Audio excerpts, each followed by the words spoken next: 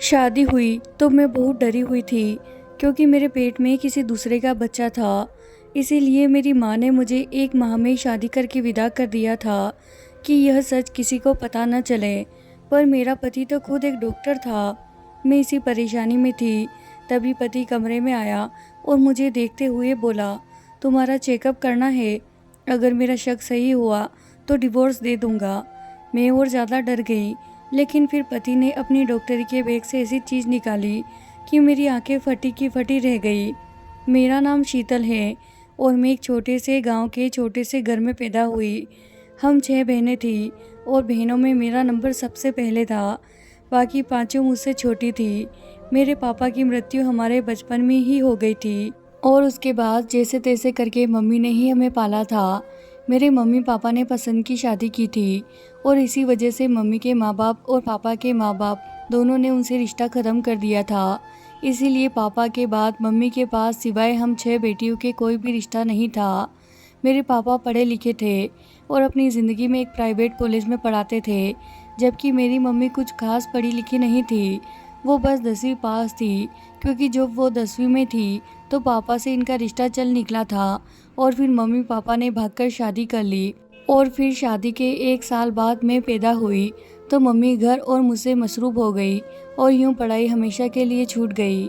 Mummy ने एक बार अपनी पिछली बातें बताई थी कि उनका जन्म एक जॉइंट फैमिली में हुआ था, जहां चाचा, बड़े पापा और उनकी पत्नी, बच्चे सब एक साथ रहते थे और उनकी फैमिली में लड़कों और लड़कियों को बराबर ट्रीट किया जाता था और हर एक को अपनी जात के लिए पूरी आज़ादी दी गई थी। इनके पापा यानी मेरे नाना टैक्स डिपार्टमेंट में एक बड़े पद पर थे और इनके चाचा और बड़े पापा भी बड़े बड़े बिजनेस के मालिक थे। घर में पैसों की कोई कमी नहीं थी। सब एक दूसरे से जुड़े हुए थे और एक दूसरे से मोहब्बत करते थे। किसी किस्म का झगड़ा या दौलत का लालच किसी भी इंसान में नहीं था। सब एक दूसरे के दोस्त और भलाई चाहते थे। मम्मी ने बताया कि उनकी मंगनी बचपन में ही उनके बड़े पापा के बेटे राहुल से तय कर दी गई थी। लेकिन जैसे जैसे मम्मी बड़ी होती गई, उन्हें लगने लगा कि बचपन में जुड़े बेनाम रिश्ते किसी काम के नहीं होते जब उन पर दिल ही ना धड़कता हो। मम्मी बताती है कि उनके मंगेतर राहुल बचपन से ही बहुत शर्मीले किस्म के थे। वो किसी से ज़्यादा बात नहीं करते थे, लेकिन जैसे जैसे वो बड़े होते थे उनके अंदर से शर्म की आदत निकल गई और वह एक अच्छे लड़के बनने लगे। मम्मी ने बताया कि फैमिली में सबसे ज़्यादा कोई गुड लुकिंग था तो उनके मंगेतर राहुल थे, लेकिन इसके बाद भी मम्मी को राहुल कभी पसंद ही नहीं आए थे। इनके घर का माहौल भी अच्छा था और फिर दोस्तों ने राहुल का नाम लेकर इतना छेड़ा कि उन्हीं छोटी क्लास में ही पता चल गया कि वो उनके मंगेतर है।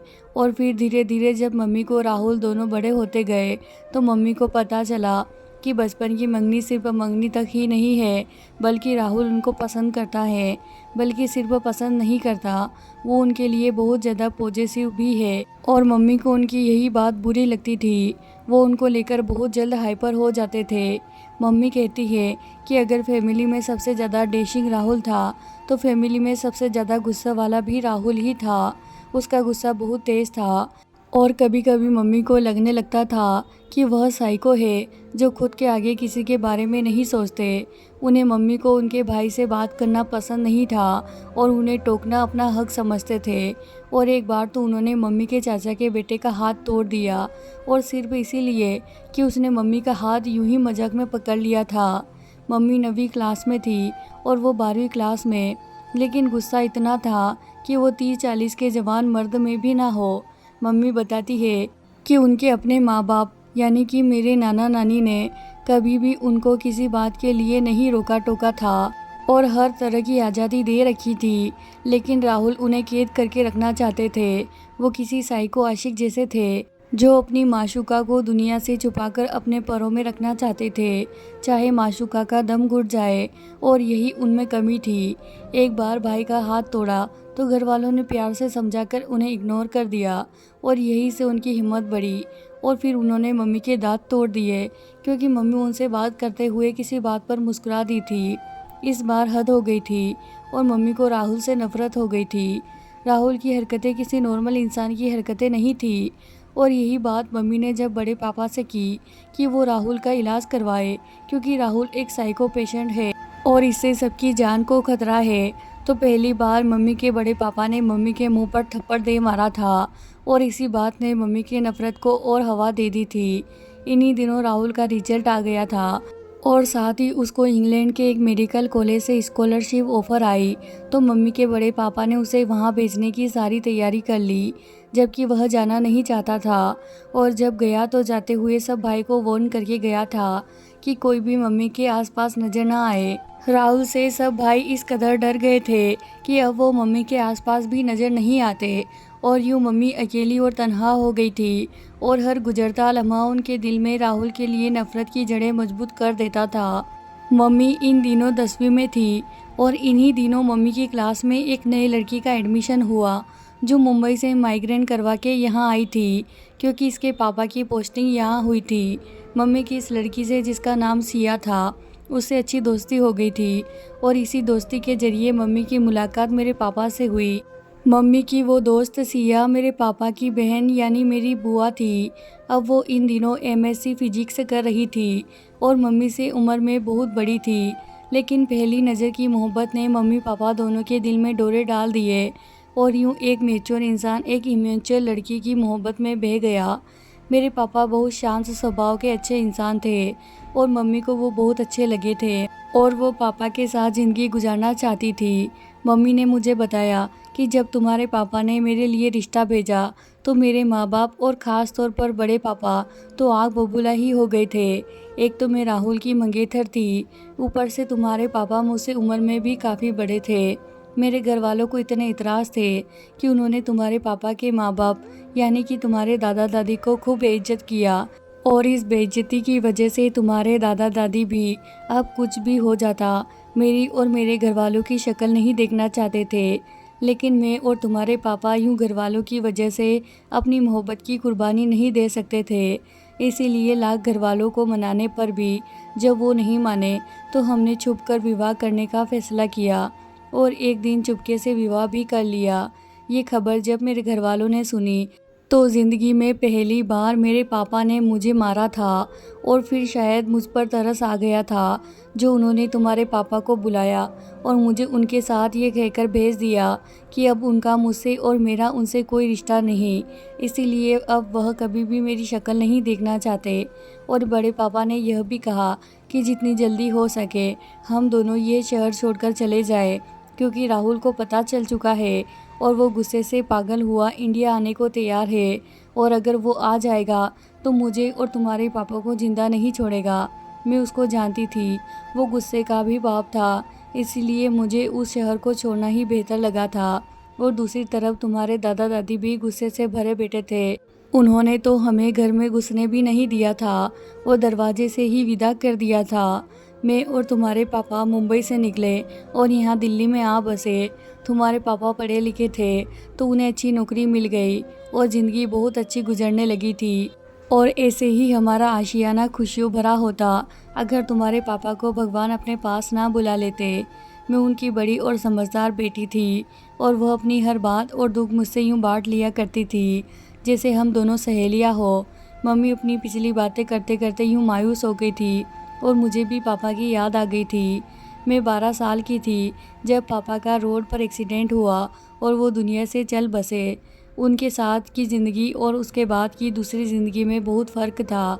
उनके साथ ज़िंदगी रंगीन और खूबसूरत थी, दुनिया का हर साया सर पर था। और उनके बाद ऐसा वक्त भी आया जब हम खाने को भी तरस गए थे और तब मम्मी ने लोगों के घरों में काम करना शुरू कर दिया और हम 6 बेटियों को पालने लगी। पहले मम्मी के पापा और फिर मेरे पापा ने उन्हें फूलों की सेज पर रखा था और अब कदम कांटों पर पड़े थे तो बहुत तकलीफ़ हो रही थी, लेकिन बर्दाश्त शर्त थी जीने की। और यूं ही मेहनत करती रही और हम बड़े होते गए। मुझे मम्मी ने दोस्त समझकर सब बताना शुरू किया तो मुझे डिप्रेशन में पढ़ाई से मन उठने लगा।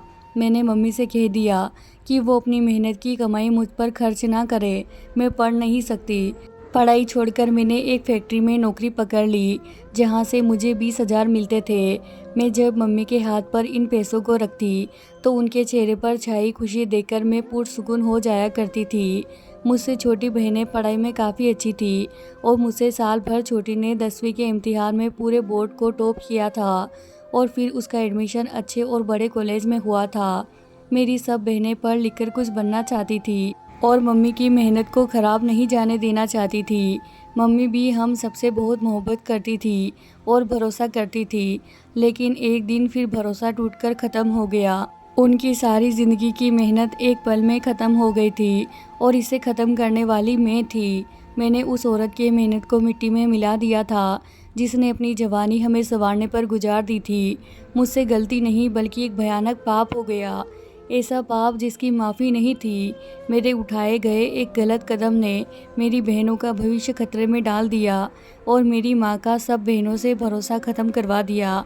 मैंने वो किया था जिसने आसमान सिर्फ मेरे सर पर नहीं बल्कि मेरे साथ साथ मेरी माँ और बहनों के सर पर भी गिरा दिया था, और ऐसा गिराया था कि अब हम में से किसी की हिम्मत नहीं थी कि हम सर उठाकर चल सके।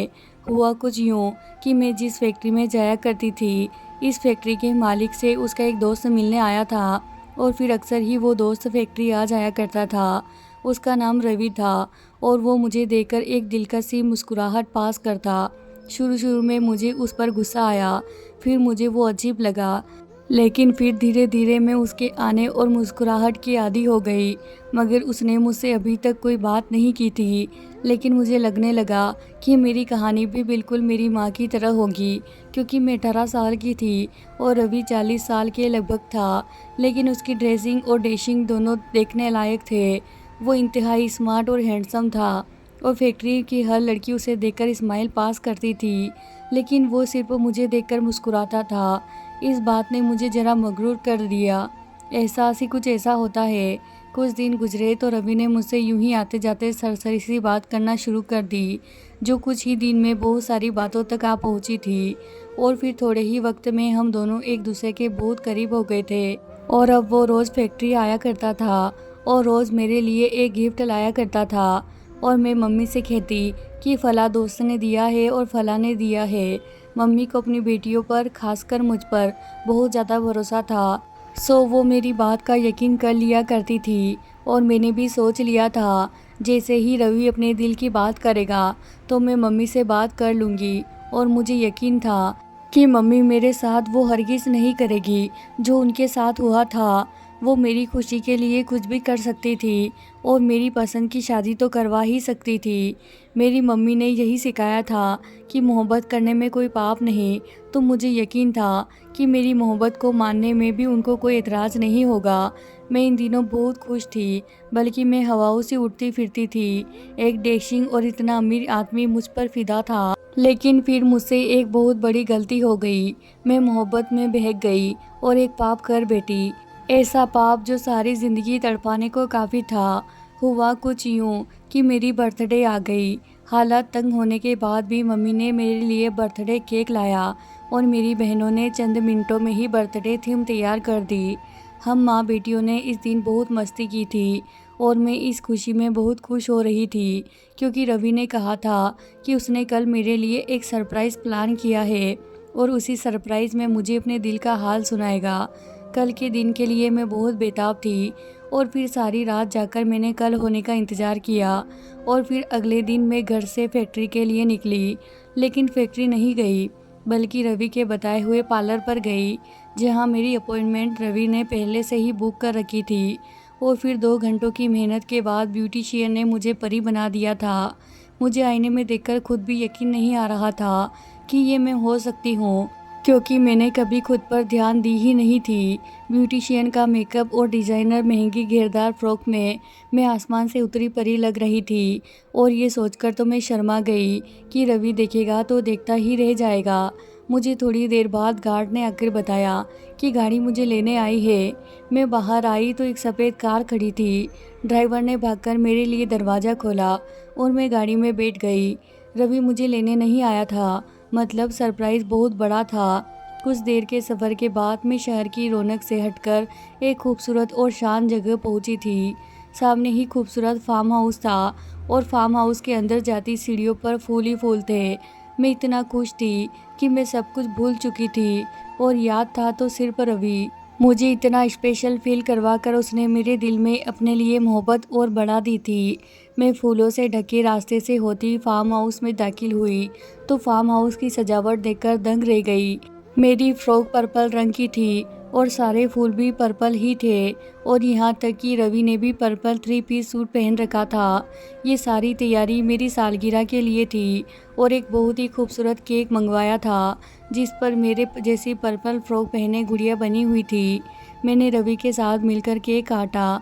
रवि ने गिफ्ट में मुझे डायमंड का सेट दिया और इतना महंगा गिफ्ट इंसान उसी को देता है जिससे वो मोहब्बत करता है। गिफ्ट के बाद एक और गिफ्ट था। जब रवि ने मुझसे मोहब्बत का इजहार करना था वो मेरा हाथ पकड़े मुझे कमरे में ले आया जो अंधेरे में डूबा हुआ था और फिर जैसे ही रवि ने लाइट जलाई मेरी आंखें हैरत से फटी की फटी रह गई क्योंकि उस कमरे में कोई ऐसी जगह नहीं थी जहां मेरी फ़ोटो ना हो। हर तरफ मैं ही मैं थी। और फिर रवि ने घुटनों पर बैठकर मुझसे अपनी मोहब्बत का इजहार किया था और मैं खुशी के मारे कुछ बोल भी नहीं पा रही थी। रवि ने मेरे उंगली पर अंगूठी पहनाई और मुझे ज़ोर से अपने साथ लगा लिया था। मैं उसकी पनाहों में बहुत खुश थी। रवि ने मोहब्बत से एक कदम आगे का सफ़र किया और मेरी फ़्रॉक का बाजू थोड़ा सा नीचे कर दिया। मैं उसकी इतनी मोहब्बत को देखकर खुशी से मदहोश हो चुकी थी। इस मदहोशी में क्या क्या हो गया मुझे होश ही नहीं रहा था। इस दिन रवि ने मोहब्बत से आगे की हद पार की और मैंने उसका पूरा पूरा साथ दिया था। और जब मुझे मदहोशी कम हुई तो मैंने खुद को बेड पर रवि की पनाहों में पाया था। मेरा दुपट्टा, मेरी खूबसूरत फ्रॉक और जूते कारपेट पर पड़े थे और मैं इन सब के बिना थी। तो मतलब ये था मैं बहुत बड़ी गलती कर बैठी थी जिसका मुझे एहसास हुआ था। लेकिन रवि ने यह कहकर तसल्ली दिला दी कि वैसे भी हम दोनों बहुत जल्द शादी करने वाले हैं तो इतना चलता है। मैंने रवि की बेपनाह मोहब्बत देखी थी इसीलिए मैं खामोश हो गई थी। लेकिन इसके बाद बार बार मैं और रवि ये पाप करते रहते थे और रवि मुझे बार बार तसल्ली देता था और अब वह शादी की बात को भी टालने लगा था। मुझे महसूस हो रहा था कि उसे मेरी करीबी के सिवा मुझ में कोई दिलचस्पी नहीं है। और तभी एक दिन अचानक से मेरी तबीयत ख़राब हो गई तो मैं डॉक्टर के पास गई। डॉक्टर ने मेरा चेकअप करने के बाद जो बात मुझे बताई उसने मेरे पैरों तले से ज़मीन निकाल दी थी। डॉक्टर ने बताया कि मैं माँ बनने वाली हूँ। मैं फ़ौरन से रवि को बताने गई लेकिन उसके फ्लैट पर ताला था और पड़ोस से पता चला कि वो तो चंद दिन पहले ही यहाँ रहने आया था और अब जा चुका है। फैक्ट्री गई तो मैनेजर जो इसका दोस्त था उसने बताया कि मुझे उसके बारे में कुछ नहीं पता और ये भी बताया कि रवि इस तरह के फ्लर्ट करता रहता है। लेकिन मैं खुद को तसल्ली दे रही थी कि रवि मेरे साथ ऐसा कुछ नहीं करेगा, वो वापस आएगा। मैं उसका फ़ोन मिला कर थक चुकी थी लेकिन उसका नंबर रीचेबल ही नहीं था। मेरी परेशानी दिन ब दिन बढ़ रही थी और मेरा वज़न भी बढ़ रहा था। मैं किसी को ये नहीं बता सकती थी और अगर मम्मी को पता चल जाता तो मुसीबत आ जाती और मुसीबत को एक दिन आना ही होता है। सो मुसीबत आ ही गई। मम्मी ने मेरे बैग में मेरी टेस्ट रिपोर्ट देख ली थी और इस दिन मैंने मम्मी को बिलख बिलख कर रोते देखा था। मैंने उनके भरोसे का खून कर दिया था और वो रोते हुए यही कह रही थी कि मैं उन्हें बता देती तो वो इज्जत से मुझे रुखसत कर देती। ये सब तो ना देखना पड़ता लेकिन यह सब हो चुका था और मैं मम्मी से माफ़ी मांग कर थक चुकी थी। लेकिन मम्मी ने मुझसे मुंह मोड़ लिया और बहनों पर भी इतनी पाबंदियां लगा दी थी कि वो भी मुझे देखना नहीं चाहती थी। मम्मी ने पाप की पोटली यानी कि मुझे ठिकाने लगाने का सोचा और रिश्ते वाली नादिरा को रिश्ता लाने को कहा, चाहे किसी अंधे लंगड़े लूले का ही क्यों ना हो। और नादिरा मेरे लिए रिश्ता भी ले आई जिसे मम्मी ने बिना जांचे परखे बिना लड़के को देखे हाँ कह दी थी और फिर मेरी शादी करवाकर बिना मुझसे मिले मुझे घर से भेज दिया। यहाँ तक कि उन्होंने ना खुद अपने दामाद को देखना जरूरी समझा और ना मुझे दिखाया।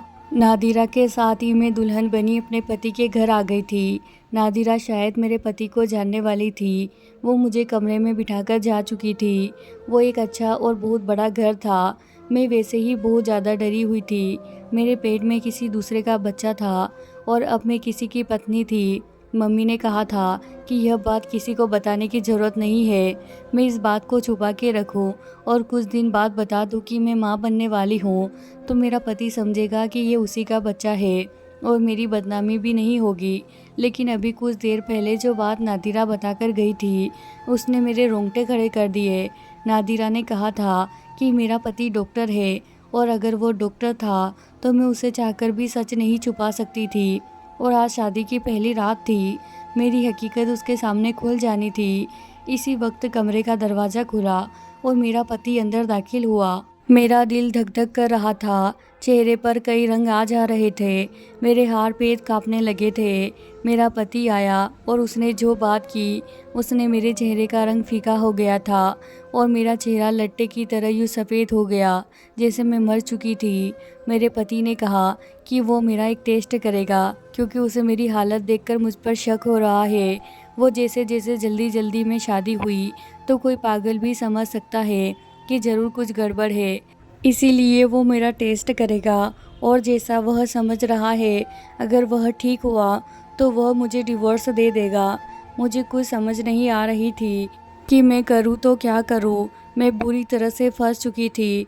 मुझे शिद्दत से अपनी दूसरी बड़ी गलती का एहसास हुआ जो मैंने शादी करके की थी। मुझे शादी करनी ही नहीं चाहिए थी। इससे अच्छा था कि मैं जहर खा लेती और फिर सबके लिए सब कुछ ठीक हो जाता। लेकिन अब सब कुछ खराब होने वाला था, क्योंकि जैसे ही वो मेरा टेस्ट करता, मेरा भांडा फूट जाता और फिर वो मेरे साथ क्या करता, ये भी मैं नहीं जानती थी। मैं डर से खुद में सिमटी बेड पर बैठी थी। मेरा पति अलमारी से अपनी डॉक्टरी का बैग निकाल कर लाया। मेरे दिल की धड़कने की रफ्तार तेज़ हो गई थी और मैं जान चुकी थी कि आज मुझे मौत और बदनामी से कोई नहीं बचा सकता, क्योंकि यहाँ मुझे डिवोर्स होती और फिर सीधा मुझे ज़िंदगी को अलविदा कह देना था, क्योंकि इसके सिवा कोई और चारा था ही नहीं। मेरे पति ने अपना डॉक्टरी का बैग मेरे सामने बेड पर रखा और फिर उसे खोलकर सबसे पहले जो चीज़ उसने निकाली, उसे देखकर मेरी आंखें हैरत से फटी की फटी रह गई, क्योंकि वो तो मेरी और रवि की फ़ोटो थी, और वो भी ऐसे वक्त का जब मैं रवि के धोखे को मोहब्बत समझकर बह गई थी और ख़ुद को उसके हवाले कर दिया था। मेरे पति ने वो फ़ोटो मेरे सामने फेंकी और फिर बैग से कुछ निकालने लगा, और कुछ देर बाद उसने बैग से चमड़े की तरह की कोई चीज़ निकाली और अपने चेहरे पर पहन ली। और फिर तो मेरे पैरों तले से ज़मीन निकल गई, क्योंकि मेरे सामने रवि नहीं खड़ा था, बल्कि वह रवि का मुखौटा था जो मेरे पति ने अपने चेहरे पर लगाया था। उसने रवि के चेहरे वाला मास्क उतारा और जोर से हंस पड़ा, और फिर जब उसने मुझे अपना नाम बताया तो मेरे ऊपर एक और बम गिरा। उसका नाम राहुल था, डॉक्टर राहुल। वो मम्मी का मंगेतर था, जिसने मम्मी से बदला लेने का यह तरीका निकाला था। वो सब अपना कारनामा बता रहा था कि कैसे उसने मेरी मम्मी को ढूंढते इतने साल लगा दिए, और जब उसने मुझे देखा तो मुझ में मेरी मम्मी की आदत नज़र आई, और फिर कुछ दिन में सब कुछ उसे पता चल गया। और तब उसने ये खेल खेला। इंसानी शक्ल का एक मास्क उसने बनवाया और वो पहनकर वो मुझे धोखा दे रहा था, ताकि मेरी माँ वैसे ही तकलीफ़ से तड़पे जैसे मेरी माँ के भाग जाने के बाद वह तड़पा था और उन्हें ढूंढता रहा था। और फिर उसने मेरा इस्तेमाल किया, और क्या ही घिनौने तरीके से मुझे इस्तेमाल किया था। मम्मी ठीक कहती थी, राहुल एक पागल आदमी है, और इस वक्त वो जंगली लग रहा था। वह सच में साइको था और मुझे उससे डर लगने लगा था। वो मेरी मम्मी से बदला लेने के लिए न जाने आज मेरे साथ क्या करता। मैं एक बार फिर से बुरी तरह से फंस चुकी थी। राहुल का मकसद मेरी माँ को मौत से बदतर तकलीफ देना था, और आधा वो मेरे जरिए दे चुका था और बाकी आधी भी मेरे ही जरिए देना चाहता था। उसने अपनी इसी डॉक्टर के बैग से रिवॉल्वर निकाला और उसमें गोलियां डालने लगा। एक माँ को मौत से भी बदतर तकलीफ उसके औलाद की मौत पर होती है, और वो मुझे मारकर ये तकलीफ मेरी माँ को देना चाहता था। मैं जो कुछ देर पहले खुदकुशी का सोच रही थी, अब मौत को अपने सामने देखकर मेरी टांगें कांपने लगी। मैं खुद को बचाना चाहती थी, लेकिन कैसे बचाती मैं खुद को इस दरिंदे से। लेकिन तभी मेरी नज़र बेड पर साइड पर बड़े गुलदस्ते पर पड़ी, और मैंने फ़ौरन वो गुलदस्ता उठाया और उसके सर पर दे मारा। वो चकराकर फर्श पर गिरा और उसके हाथ से पिस्तौल दूर जा गिरी। उसने मेरे साथ जो किया था वो माफ़ करने के काबिल नहीं था, और इससे पहले कि वो उठ खड़ा होता, मैंने कांपते हाथों से गुलदस्ता वापस उठाया और उसके सर पर मार मार कर कचुम्बर बना दिया। इसके बाद मैं खौफ से चीखने लगी थी। वो दरवाज़ा खोलकर बाहर भागी मगर लहंगे में फंसकर धड़ाम से सीढ़ियों से नीचे जा गिरी थी। मेरा पूरा शरीर दर्द से चूर हो गया था और मुझे महसूस हुआ कि मेरा बच्चा पेट में ही सांस लेना छोड़ चुका है और इसके बाद मैं होश खो बैठी। मुझे होश आया तो हॉस्पिटल में थी और मेरे पास मेरी माँ थी। मुझे अपना शरीर हल्का फुल्का सा महसूस हुआ तो मेरी आँख से बहुत आंसू निकले थे। मैं अपना बच्चा खो चुकी थी। मैंने रोते हुए माँ को सारी बात बता दी और मैंने यही बयान पुलिस को भी दिया था, जो मुझे डॉक्टर राहुल के मौत के इल्ज़ाम में गिरफ्तार करके ले गई थी। माँ ने अपनी जेवरात और घर जो पापा ने लिया था सब बेच दिए और एक अच्छा वकील किया, जिसने साबित कर दिया कि मैंने डॉक्टर राहुल का खून सेल्फ डिफेंस में किया है। मुझे खुद को बचाने की ज़रूरत थी, इसीलिए मैंने उसे मार दिया और मेरी रिहा हो गई। माँ ने मुझे माफ़ कर दिया था और ज़िंदगी को हमने एक बार फिर नए सिरे से शुरू कर दिया था। तो दोस्तों, वीडियो पसंद आए तो ज़रूर लाइक कीजिए और आपकी राय हमें कमेंट बॉक्स में बताना ना भूलें। और अभी तक आपने हमारे चैनल को सब्सक्राइब नहीं किया है तो कर ले। धन्यवाद दोस्तों।